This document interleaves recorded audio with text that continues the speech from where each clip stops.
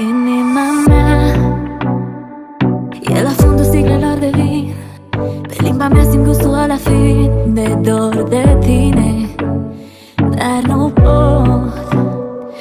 pot să-mi scot din cap imaginea cum îi zâmbeai, cum te uitai la ea, la fel cum o făceai cu mine. Dar astăzi o să se termine.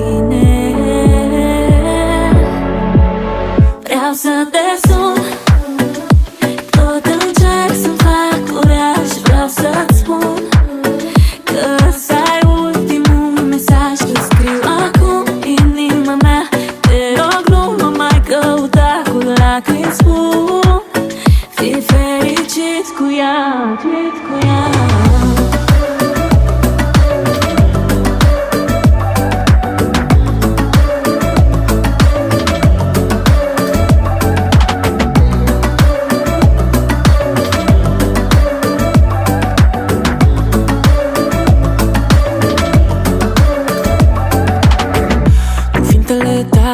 Atârnă greu, citesc printre rânduri mesajul tău și simt că se rupe inima în mine.